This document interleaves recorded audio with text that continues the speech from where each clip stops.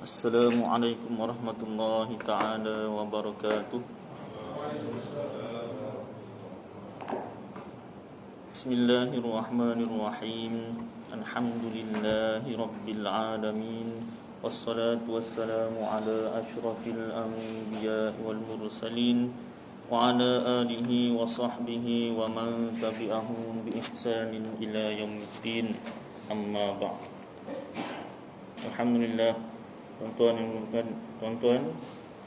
dimuliakan oleh Allah Subhanahu wa taala, syukur kepada Allah, takdir Allah yang sejak azali Allah taala zahirkan, Allah taala jadikan kita dapat sama-sama sambung belajar ilmu ataupun ulang kaji ilmu tasawuf khasnya dan ilmu agama yang lain amnya. Disambung kitab Al-Jawharul Mawhub wa Munabbihatil Qulub bagi Al-Alim Al-Alamah Al-Syaikh Ali bin Abdul Rahman Al-Kalantani, yang Jawi, muka surat 97. Sebelum PKP kemarin kita sampai pada bab ke-18 pada menyatakan kelebihan salam. Saya nak bacakan dalam 15 minit, kemudian saya nak sambung beberapa doa ketika dalam keadaan bencana atau wabak. Sebenarnya banyak doa. Jadi beberapa doa yang saya ambil daripada kitab Al-Adhkar An-Nawawi. Dalam kitab ini doa-doa yang disediakan bukan sahaja doanya sahaja, tetapi juga sandaran hadisnya. Doa ini daripada hadisnya sekian-sekian. Baik, kita mulakan dengan wirdul Imam Ali bin Abi Bakr As-Sakran. Hampir terlupa tadi. A'udzu billahi minasyaitonir rajim. Bismillahirrahmanirrahim.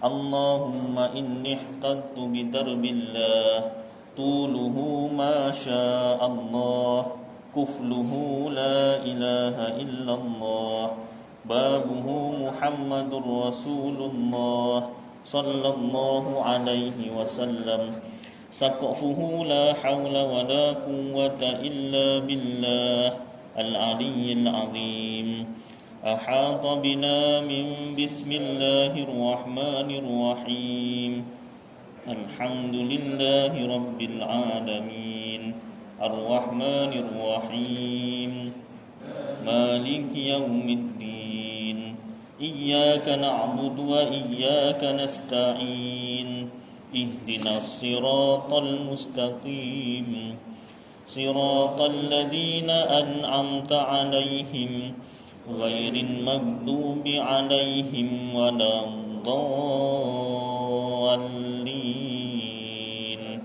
amin.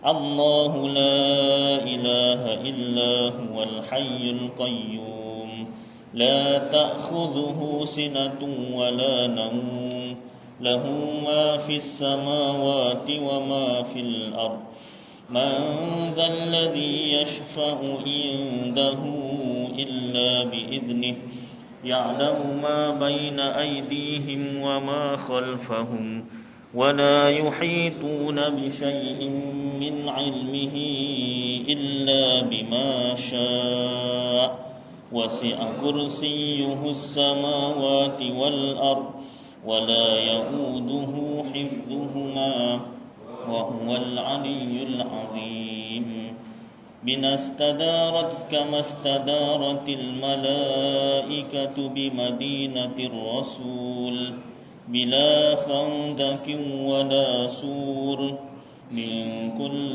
قدر مقدور وحذر محذور ومن جميع الشرور تترسنا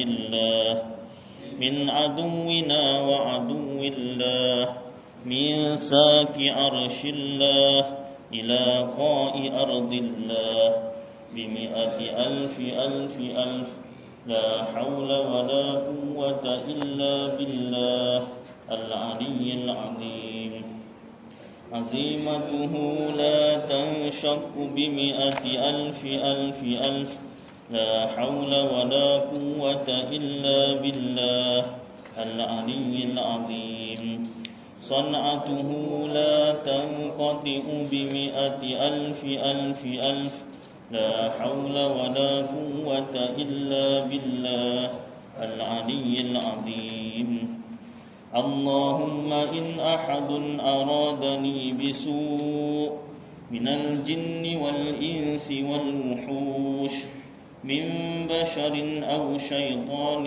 أو سلطان أو وسواس فاردد نظرهم في انتكاس وقلوبهم في وسواس وأيديهم في إفلاس وأوبقهم من الرجل إلى الرأس لا في سهل يجدع ولا في جبل يطلع بمئة ألف ألف ألف لا حول ولا قوة إلا بالله العلي العظيم وصلى الله على سيدنا محمد وعلى آله وصحبه وسلم والحمد لله رب العالمين.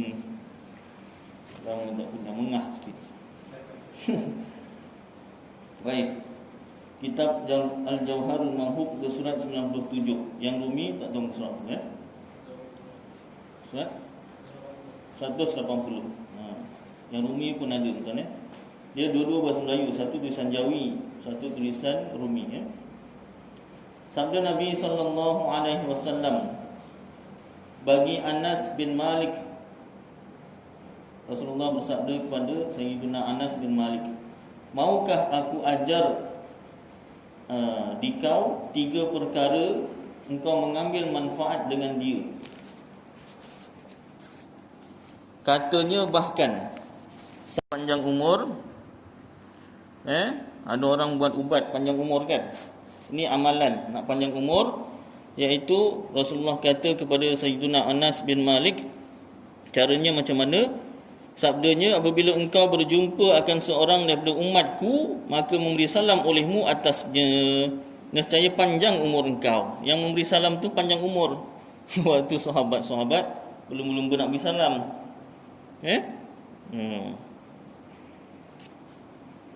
Dan jika engkau masuk akan rumah engkau, maka beri salam olehmu. Nescaya banyak kebajikan rumah engkau. Banyak apa ustaz? Miskin harta tapi mungkin kaya anak atau kaya isteri, ya tak? Malah tahu kan? Banyak kebaikan lah.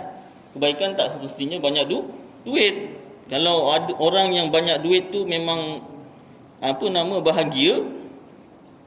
Tak adalah orang kaya yang sedih, ya tak?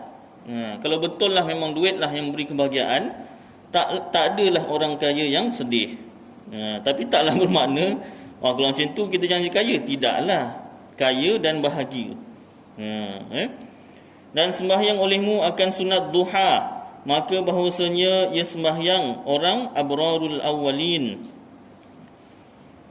Sembahyang sunat duha. Ini 3 perkara yang Rasulullah pesan kepada Anas bin Malik. Bukan kepada Anas bin Malik saja yang kita boleh amalkan, kita pun boleh amalkan. Ini disampaikan oleh Anas bin Malik sendiri apabila dia mendengar sabdaan Rasulullah sallallahu alaihi wasallam. Benda simple, benda senang. Yang pertama, beri salam kepada orang lain, orang Islam lah. Pada orang bukan Islam boleh tak? Haram. Kenapa? Sebab beri salam tu doa. Assalamu alaikum. Assalamu, salam sejahtera, alaikum, ke atas kamu. Doa supaya selamat, supaya sejahtera. Kalau untuk orang bukan Islam, doanya satu sahaja, doa supaya dia diberi hidayat masuk Islam. Baik, beri salam kepada orang Islam. Yang kedua, beri salam apabila nak masuk rumah. Ya tak?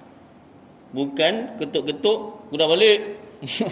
Ataupun Apa-apalah ayah dah balik ke kan, beri salam. Beri salam yang betul. Assalamualaikum. Kalau beri salam tak betul, maknanya dah berlainan, dah tak jadi doa. Ya tak? Contoh dalam kitab Paku Iman, kita bawa kitab Paku Iman ada kan? Assalamualaikum. Ambil kan? Tak. Beri jenis-jenis beri salam yang berubah maknanya. Jadi kalau berubah maknanya dah tak jadi doa, rugilah kita. Kita banyak beri salam tapi salah beri salam. Satu lagi ingatkan saya kalau lupa. Cara beri salam kat WhatsApp macam mana? Tadi ada orang sound, "Ustaz tak jawab salam. Saya setiap hari beri salam." Contoh. Bukan dia, orang lain.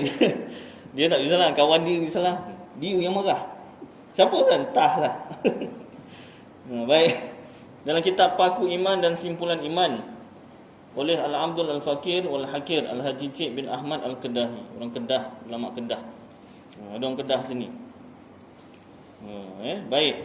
Ke surat 2 bawah tu.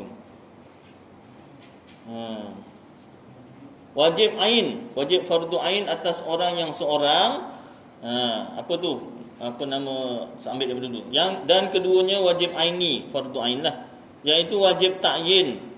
Ta'yin tu ditentukan atas itu orang atau atas tiap-tiap orang yang mukallaf sekaliannya.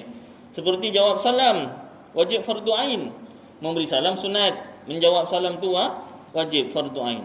Wajib kifayah atas jemaah. Kalau A beri salam kepada satu jemaah tu fardu kifayah jawab. Maknanya salah seorang jawab, selepas yang lain tak perlu jawab. Kalau nak jawab juga, bagus juga, dapat pahala.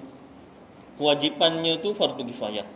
Dan wajib aini atas orang yang seorang. Kalau A beri salam kepada B, yang B tu wajib fardu ain lah jawab. Jadi kesnya, masalahnya, yang pertama cara orang tu beri salam dengan syarat. Ada syarat. Yang fardu kifayah, fardu ain tu syaratnya apa? Jika mereka dengar lafaz beri salam itu dengan terangnya. Kalau dengar, mereka perlahan, tak wajib jawab. Tak dengar, ataupun dengar tapi tak jelas. Dengar tapi tak jelas. Lagi betulnya, dah terang satu, betul beri salamnya, terang, jelas, salah. Jangan seperti beri salam Pak Pandir. Kitab ni, Pak Pandir pun rajin beri salam. Macam mana Pak Pandir punya beri salam? Pak Pandir. Macam mana datang perkataan pandai-pandai ni? Kalau pada saya macam bahasa Jawa. Jawa kata pandai. Pandai ni pandai lah.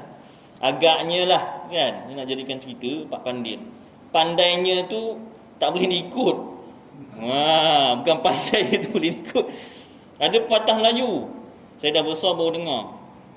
Jangan jadi orang pandainya yang tak boleh diikut, bodohnya tak boleh diajar. Na'udzubillah min zalik. Dia punya bodoh tak boleh diajar, pandainya tu pula tak boleh ikut.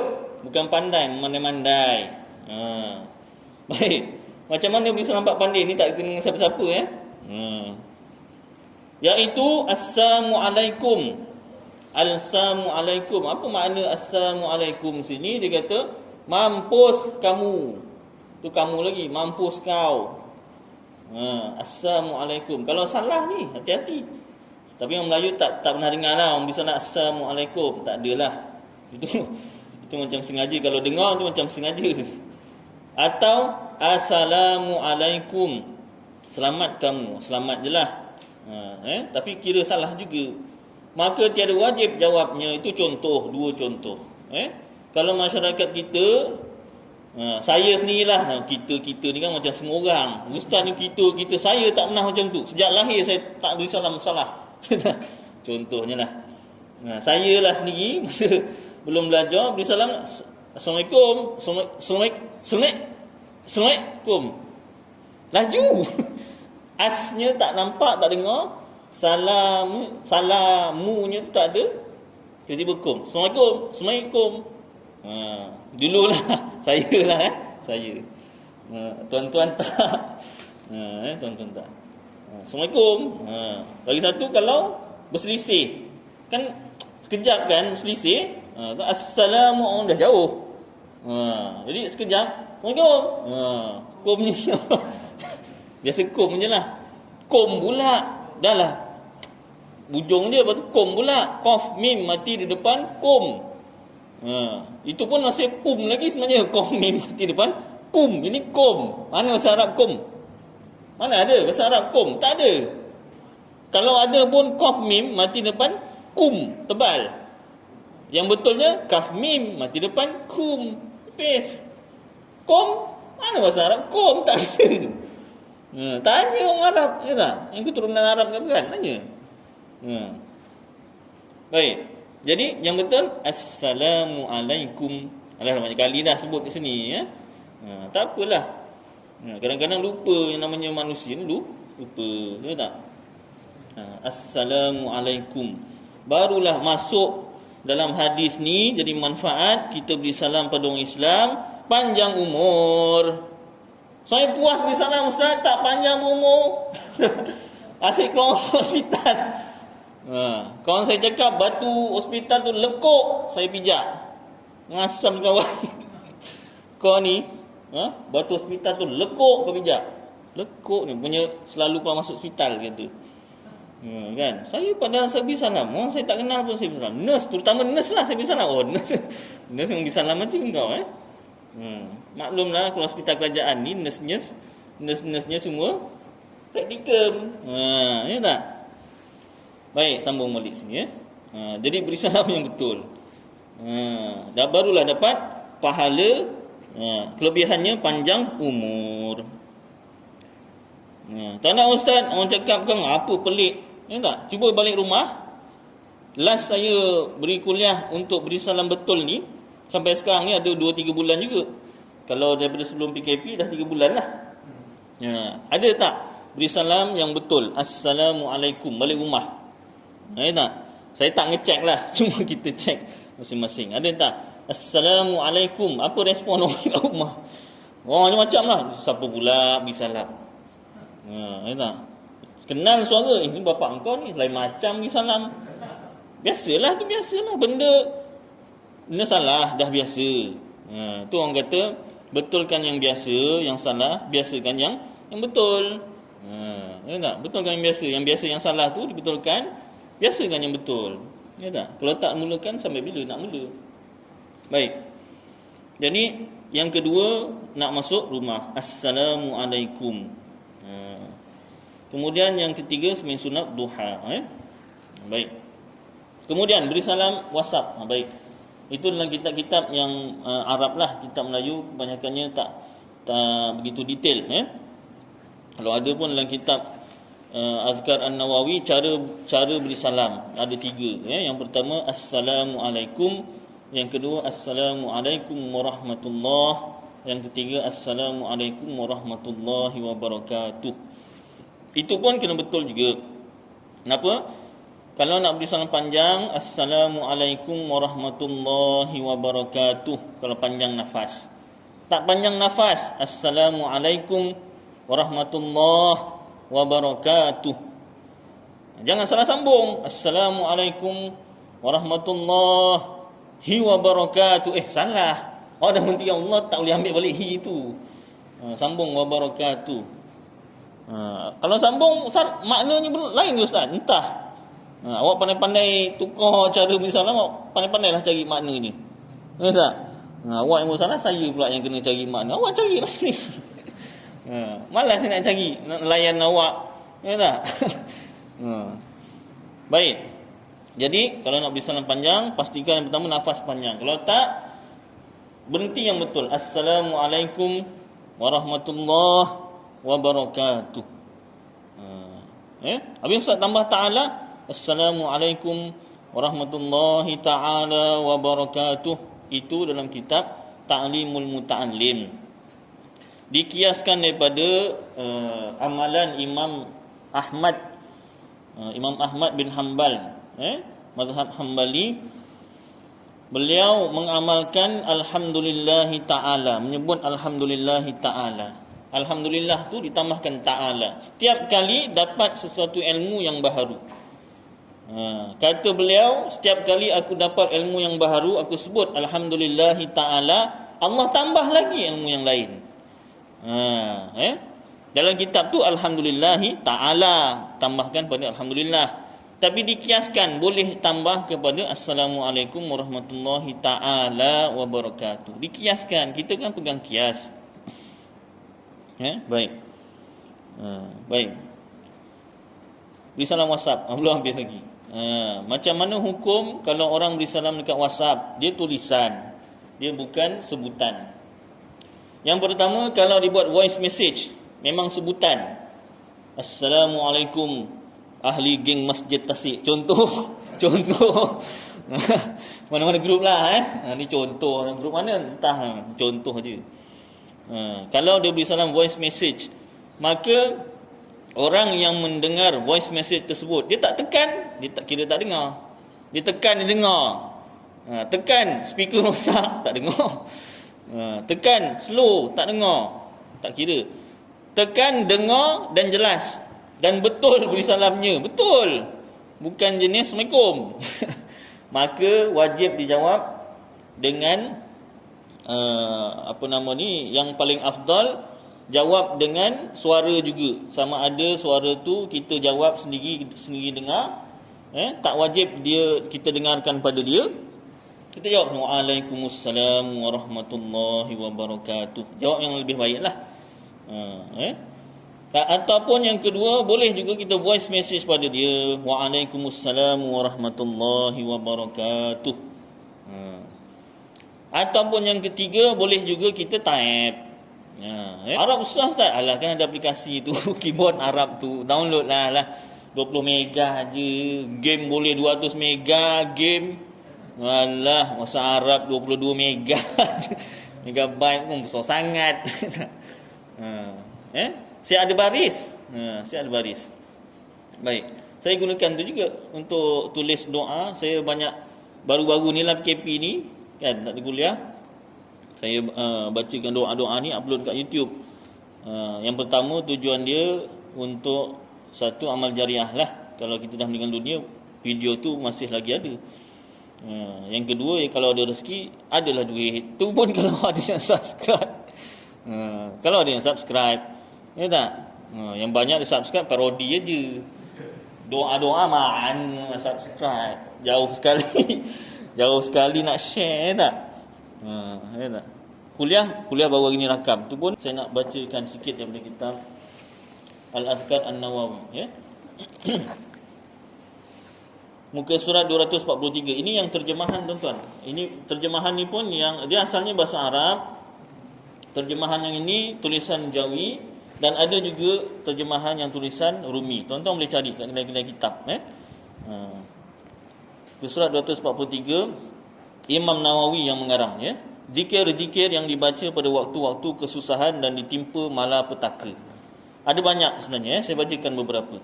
Bab doa menolak bencana dan doa menghadapi perkara-perkara penting. Ini pun saya dah upload kat YouTube. Saya upload doa-doa je dulu, pendek-pendek, 1 minit, 2 minit. Itu pun tak orang tengok lagi. Kalau kuliah setengah jam, lagilah. Ya tak? Channel apa? Cincin perak. Saya tengok cincin perak ada 2. Satu tulisan besar semua, cincin perak. Besar semua tulisan. Itu vlog ajalah. Apa nama, kisah kehidupan dia ajalah. Saya punya C huruf besar, perak P huruf besar. Tu je. Baik, kami meriwayatkan daripada Ibnu Abbas radhiyallahu anhuma bahwasanya Rasulullah sallallahu alaihi wasallam ketika menghadapi bencana, Rasulullah pernah menghadapi bencana. Sebab itulah Rasulullah tu dijadikan seperti manusia biasa, tapi martabatnya tinggi. Bukanlah mana bila kata manusia biasa, ni macam mat kampung biasa. Jangan, kan? Dia manusia, hadapi bencana juga. Apa yang baginda buat? Sentiasa berdoa, La ilaha illallahul azimul halim, La ilaha illallah rabbul arshil azim, La ilaha illallah rabbus samawati wal ard, rabbul arshil karim. Yang artinya, tiada Tuhan melainkan Allah yang maha agung, lagi penyantun. Tiada Tuhan melainkan Allah, pemilik arasy yang maha besar. Tiada Tuhan melainkan Allah, pemilik langit dan pemilik bumi, pemilik arasy yang mulia. Riwayat Bukhari dan Muslim. Saya teringat tentang wabak COVID-19 ini. Ada juga hadis Rasulullah tentang wabak, iaitu jangan kita, lebih kurang mafhumnya, jangan kita masuk tempat yang ada wabak. Kalau kita dekat tempat wabak, jangan kita keluar. Itu ada hadisnya. Kalau kita orang yang betul-betul sayangkan sunnah Rasulullah sallallahu alaihi wasallam, ikutlah hadis tersebut. Jangan kita kata mentang-mentang belajar tauhid. Saya ada seorang jemaah Kampung Kopok baru. Saya undang, dia telefon, khabar Ustaz tak keluar apa kan. Alah Ustaz takkan takut Ustaz. Ustaz ngajar tauhid, takkan takut. Kuasa betul. Aku dan sabar je lah. Bukan budak lah, kita dewasa juga. Saya ngajar tauhid, takut pada Allah, takut pada Allah. Jadi bila kata Ustaz tak keluar rumah lah, apalah ini, ya tak, memanglah jumpa Ustaz lepak-lepak minum ngeteh. Ngajak ngeteh juga. Tak boleh lah saya dekat dengan tu, sekitar tampoi tu. Seram lah, takut lah. Apa takut Ustaz? Sabar je lah. Dia ada hadisnya. Takut pada Allah, caranya kita mendekatkan diri pada Allah. Dengan makhluk perlu takut tak? Perlu juga takut. Tapi bukan takut pada makhluk tu, kita mendekatkan diri pada makhluk tu. Jauhkan diri. Dan bertepatan pula dengan hadis Rasulullah sallallahu alaihi wasallam. Jangan pergi tempat yang ada wabak. Kalau kita ada berada di tempat yang wabak, jangan keluar. Supaya tak tersebar. Jadi hadis tu jangan dibuang. Habis tauhid kita percaya baik buruk daripada Allah Taala. Yang mematikan Allah Taala bukan COVID-19. Tak. Tetapi dari segi zahir syariat, kita Ahlussunnah Wal Jamaah pun pegang juga zahir syariat. Zahir syariat apa? Yang hadisnya tadi. Jangan pergi tempat wabak. Kalau kita kat tempat wabak, jangan keluar, sebarkan. Dua-dua kita pegang. Bukan maknanya bila bertauhid, Allah yang menghidupkan, yang mematikan, bukan COVID-19. Mentang-mentang macam tu, jangan takut. Mana tempat yang ada COVID, kita pergi. Itu macam mana? Awak pegang dari segi tauhid, ya betul lah, Allah yang menghidupkan, matikan. Tapi dari segi syariat, awak tak pegang ke? Ya Rasulullah ni, sabda Rasulullah ni. Jangan takut Allah. Ustaz mentang-mentang tutup muka, berani. Mentang-mentang pakai topeng, Ustaz berani Ustaz ya. Betul lah kan. Baik. Jadi tauhid kita pegang. Dari segi tauhid, yang menghidupkan, matikan Allah. Dari segi zahir syariat pun kita pegang.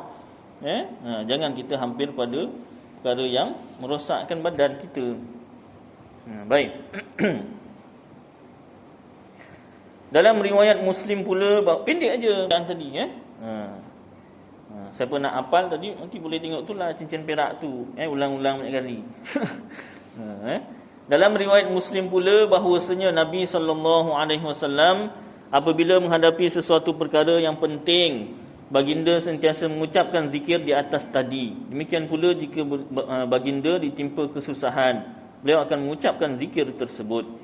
Kami meriwayatkan daripada Anas radhiyallahu an, daripada Nabi SAW, bahawa apabila beliau menanggung perkara yang menyusahkannya, baginda membaca zikir ini. Ya Hayyu Ya Qayyum birahmatika astaghith. Artinya, wahai Tuhan yang hidup dan yang sentiasa berdiri dengan sendirinya, dengan penuh rahmat-Mu aku pohon pertolongan-Mu. Riwayat Tirmizi, dan katanya ini adalah hadis yang sahih isnadnya. Ini doa-doa yang ada riwayat hadisnya, tuan. Kami meriwayatkan daripada Abu Hurairah radhiyallahu an bahwasanya Nabi SAW apabila ada urusan yang merungsingkan baginda, baginda mengangkat kepalanya ke arah langit lalu mengucapkan Subhanallahil Azim, yakni Maha Suci Tuhan yang Maha Besar.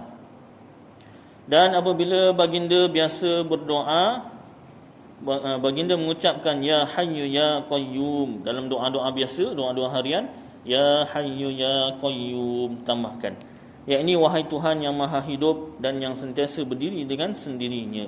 Riwayat Tirmizi. Kami meriwayatkan daripada Anas radhiyallahu an bahawa dia berkata adalah doa yang sentiasa beliau berdoa dengannya ialah Allahumma atina fid dunya hasanah wa fil akhirati hasanah wa qina azabannar. Kita selalu baca Rabbana atina kan.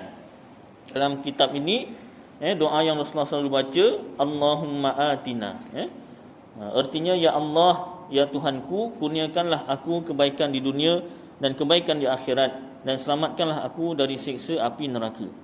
Riwayat Bukhari dan Muslim. Habis salah ke Ustaz Rabbana atina? Tak salah, maknanya pun lebih kurang.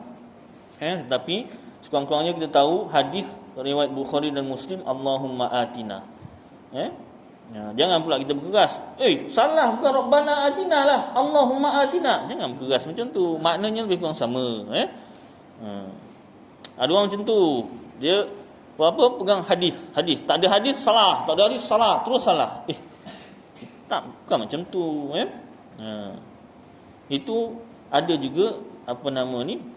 Mungkin ada hadis lain. Hadis bukan sikit. Hadis bukan sikit. Kitab-kitab hadis pun ada 6. Tak? Ada 6 kitab-kitab hadis. Bukhari, Muslim, Tirmizi. Tak? Apa lagi? Nama pun tak hafal 6 kitab hadis. Tak? Tuan-tuan mungkin hafal, tak? Saya pun dah lupa. Baik, dan Muslim, Imam Muslim, hadis Muslim menambah dalam riwayatnya, katanya adalah Anas apabila hendak berdoa dengan sesuatu doa, dia memadai dengan doa ini sahaja. Sayyidina Anas. Dan apabila dia berdoa dengan doa yang lain, disertakan doa ini ke dalamnya juga. Riwayat Bukhari dan Muslim. Kami meriwayatkan daripada Abdullah bin Ja'far daripada Ali radhiyallahu anhum, ia berkata Rasulullah sallallahu alaihi wasallam telah mengajar beberapa kalimah ini dan menyuruhku untuk mengucapkannya setiap kali aku ditimpa kesusahan atau bencana, iaitu la ilaha illallahul karimul azim subhanahu tabarakallahu rabbul arsyil azim alhamdulillahi rabbil alamin, yang artinya tiada Tuhan melainkan Allah yang maha mulia lagi maha besar, maha suci Dia, maha berkat Allah pemilik arasy yang agung. Segala puji bagi Allah Tuhan semesta alam. Riwayat Nasa'i dan Ibnu Sunni. Dan Abdullah bin Ja'far sentiasa mengajar doa ini kepada orang lain dan ditiupkannya kepada orang yang sakit demam panas. Sakit demam panas tiupkan. Dan diajarkannya kepada anak-anak perempuannya yang berkahwin kepada orang-orang asing. Saya dah baca Ustaz, tak hilang demam panas, makin panas. Itu mungkin salah baca barisnya ke, tajwidnya ke. Tak? Kalau dah betul tajwid, barisnya betul, masih demam juga, nama pun usaha ikhtiar. Yang baikkan, yang sakitkan, yang baikkan Allah Ta'ala. Tauhid kena ada, syariat kena ada, dua-dua pegang. Kalau kita buang tauhid, na'udzubillah min zalik, pegang syariat saja, jadi Mu'tazilah ataupun Qadariyah. Kalau kita pegang tauhid saja, tak pegang zahir syariat, menafikan pula zahir syariat, jadilah apa? Jabariyah. Kita Ahlus Sunnah wal Jamaah pegang dua-dua. Kami meriwayatkan daripada Abu Bakrah radhiyallahu anhu bahwasanya Rasulullah sallallahu alaihi wasallam pernah berkata bahawa doa orang-orang yang ditimpa kesusahan seperti berikut: Allahumma rahmataka arju fala takilni ila nafsi tarfata ain wa aslih li sya'ni kullahu la ilaha illa ant. Artinya, ya Allah, ya Tuhanku, rahmatmu lah yang aku harapkan, maka janganlah sampai engkau menyerahkanku kepada diriku barang sekelip mata pun, dan perbaikilah segala urusanku, tiada Tuhan melainkan engkau. Riwayat Abu Daud. Hadis Imam Abu Daud. Kami meriwayatkan daripada Asma binti Amis radhiyallahu anha, dia berkata, telah berkata Rasulullah sallallahu alaihi wasallam kepadaku, Artinya lebih kurang, mahukah engkau aku ajarmu beberapa kalimat, boleh engkau ucapkannya bila ada kesusahan. Sebutkanlah Allah, Allahu Rabbi, la usyriku bihi syai'a. Artinya Allah, Allah itu Tuhanku, tiada aku menyengutukannya dengan sesuatu apa pun. Riwayat Abu Daud dan Ibnu Majah. Pendek-pendek je tuan-tuan, tapi banyak. Pilihlah mana-mana. Lagi bagus baca semua. Kami meriwayatkan daripada Qatadah radhiyallahu an, katanya telah bersabda Rasulullah sallallahu alaihi wasallam, artinya lebih kurang, barang siapa yang membaca ayatul kursi dan penutup surah Al-Baqarah, daripada lillahi ma fis samawati wa ma fil ard, kemudian amana rasul, kemudian la yukallifullahu nafsan illa wus'aha sampai akhir penutup surah Al-Baqarah, ketika ditimpa kesusahan nescaya dia akan ditolong oleh Allah Azza wa Jalla. Riwayat Ibnu Sunni. Kami meriwayatkan daripada Sa'ad bin Abu Waqqas radhiyallahu an, katanya aku telah mendengar Rasulullah sallallahu alaihi wasallam bersabda, artinya lebih kurang, sesungguhnya aku mengetahui sesuatu kalimah tiada disebutkan oleh seorang yang ditimpa kesusahan melainkan akan dilapangkan baginya dari kesusahan itu, iaitu kalimah saudaraku Yunus alaihi salam. Maka dia pun menyeru dalam kegelapan bahawa tiada Tuhan melainkan engkau, la ilaha illa anta subhanaka inni kuntu minadh zalimin. Tiada Tuhan melainkan engkau, maha suci engkau, sesungguhnya aku tergolong orang-orang yang menganiayai diri. Suratul Anbiya ayat 87. Doa itu daripada surah Al-Quran, daripada suratul Anbiya ayat 87. Riwayat Ibnu Sunni. Itu yang masyhur kita selalu dengar, la ilaha illa anta subhanaka inni kuntu minadh zalimin. Kalau baca untuk ramai, la ilaha illa anta subhanaka inna kunna minadh zalimin.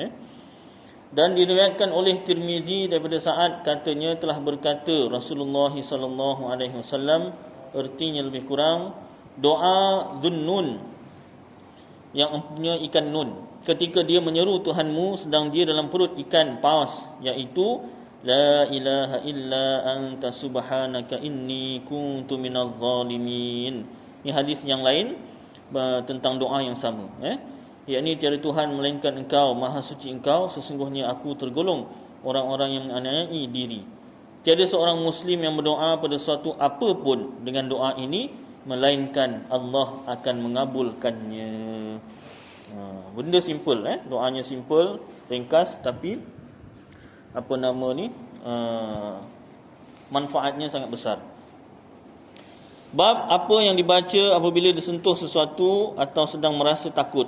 Kalau tengah takut nak baca apa? Kami meriwayatkan daripada Thauban radhiyallahu an, bahwasanya Nabi sallallahu alaihi wasallam apabila disentuh sesuatu yang menakutkan, Rasulullah pun pernah ditimpa perkara yang menakutkan.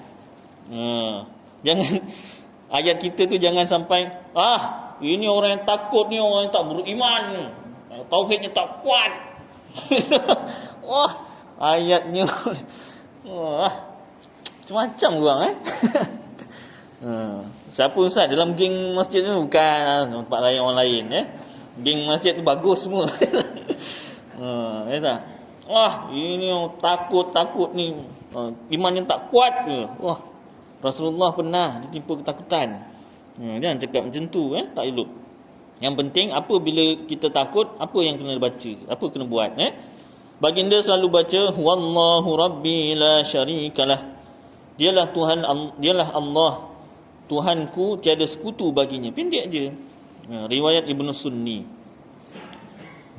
Pendek, tapi kalau tak tahu, tak tahu juga. Kami meriwayatkan daripada Amru bin Shu'aib, daripada ayahnya, daripada datuknya, bahawa Rasulullah sallallahu alaihi wasallam selalu mengajar mereka ketika dalam takut. Doanya ini, a'udzu bikalimatillahi tammah min ghadabihi wa syarri ibadihi wa min hamazatis syayatin wa ay yahdurun.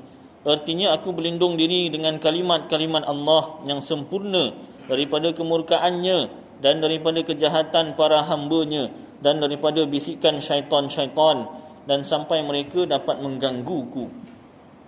Dan Abdullah bin Amru radhiyallahu anhuma juga selalu mengajarkan doa ini kepada anak-anaknya yang sudah cukup umur, dah pandai baca. Dan anak-anak yang belum cukup umur, tak pandai baca, dituliskan doa ini lalu digantung pada leher-leher mereka. Yang tak pandai baca macam mana? Dituliskan, gantung kat leher. Yang tulis kat kertas apa besar macam tu macam mana? Tulis kat kertas, digulung, masuk tabung. Masuk tabung kecil lah, bukan tabung duit besar tu. Tabung bekas lah. Senang cerita tangkal lah. Susah dah tabung bagai. Tangkal. Hitam tak kira lah. Warna hitam ke apa ke, buat rantai tu. Wah, lagi hitam lagi. Lagi orang tengok. Tulis, tak gulung ke lipat ke apa, masukkan dalam kain. Kain tak kira lah warna apa. Tak mesti hitam. Wah, ni masih hitam, kuning. Kuning lagi lah. Woi, apa ni? Kuning. Tak kira warna apa. Gantung dekat leher. Pasal dia tak pernah baca lagi. Tu kan ada nama Allah, tapi masuk tandas. Bukalah. Bukan kata mesti pakai sampai mati tak boleh buka. Tidak. Kalau terlupa dah masuk tandas, terlupa buka. Kalau kita yang pakai masuk mulut. Boleh Ustaz? Itulah caranya masuk mulut. Jadi benda tu dalam badan kita. Macam tu macam tu. Tapi boleh tangkap Ustaz. Ini hadis ni. Nak saya baca sekali lagi. Dan anak-anak yang belum cukup umur dituliskan doa ini lalu digantungkan pada leher-leher mereka. Siapa dia? Abdullah bin Umar radhiyallahu anhuma, sahabat. Apa nak cakap apa? Boleh tangkal ni. Tak? Tangkal ni bidah. Haram. Abdullah bin dia tak sebutlah tangkal, tapi caranya tu macam itulah. Ada juga tangkal yang haram ada. Bukanlah maknanya semua tangkal tu boleh guna. Tak, ada juga yang tak boleh. Contoh apa nama ni, taring harimau contoh. Kalau dapat. Ustaz ni taring harimau. Dahsyat taring harimau. Rupa harimau terlanggar apa, patah lagi. Kutip kat mana hutan. Ingat awak patahkan depan harimau tu. Tak Ustaz. Baik. Macan. Untu macan. Untu macan. Dahsyat. Kulit harimau. Ya tak? Benda tu najis. Tak boleh lah buat tangkal, haram. Haram. Jadi macam juga, tak payahkan tangkal. Makanan aja ada yang halal, ada yang haram. Mentang kata ada makanan yang haram, jangan semua makanan haram dah tak payah makan. Apa contoh? Binatang darat ada yang haram. Contoh babi, ada semua binatang darat haram. Tak, bukan macam tu cara ulama. Tangkal, ni ada tangkal yang haram, ada semua tangkal haram. Bukan. Ada yang haram, ada yang harus tu apa? Boleh digunakan. Kan dulu kan masyhur arwah atuk saya bekas imam kampung Parit Tengah, Benut, Pontian. Dia kat rumahnya tu ada kain bukan tulisan pun, kain kat depan pintu rumah. Belakang rumah tak perasan ada letak. Yang saya nampak perasan betul kat pintu depan rumah. Kain apa? Tangkal lah. Pula dekat tempat simpanan kitab dia, kitab Sabilul Muhtadin. Kitab Sabilul Muhtadin, kitab ulama. Maknanya ni dia beramal dengan tangkal. Tangkal apa? Supaya pencuri masuk tak dapat keluar. Tapi kalau bagus, pencuri tak dapat masuk terus. Masuk dari keluar payah juga. Bunuh orang dalam rumah payah juga kan. Jadi ada tangkal-tangkal. Tangkal apa? Tangkal ni tahan lama. Apa yang lama? Adalah yang lama. Tak game-game. Ni Ustaz, ada. Ni Ustaz PM Ustaz, PM tepi. Wah, yang ini kau PM tepi Jadi maknanya maknanya betul Ustaz, saya percayalah kalau macam tu tangkal ni boleh dipakai. Itu dalil kau kata boleh tangkal disebutkan hadis apa semua. Ni barangkali ini bukan ustaz lain kata lain, ustaz lain kata lain Oh, tangkal tahan lama kau kata, oh ni betul, ni yang betulnya Ustaz. Oh, pandai kau ya. Baik. Jadi insya-Allah tuan-tuan, mudah-mudahan apa yang kita dengar ni dapat manfaat untuk saya dan tuan-tuan dan kita amalkan sampai sampaikan insya-Allah. Qul qouli hadza wa astaghfirullahal azim li wa lakum wa lisairil muslimin wal muslimat wal mu'minin wal mu'minat fastaghfiruh fa ya fawzal mustaghfirin wa ya najatat taibin. Wa sallallahu tabaraka wa ta'ala ala khairi khalqihi Sayyidina Maulana Muhammad wa ala alihi wa sahbihi wa baraka wa sallam. Subhana rabbika rabbil izzati amma yasifun wa salamun ala al-mursalin walhamdulillahi rabbil alamin. Qablallahu minkum.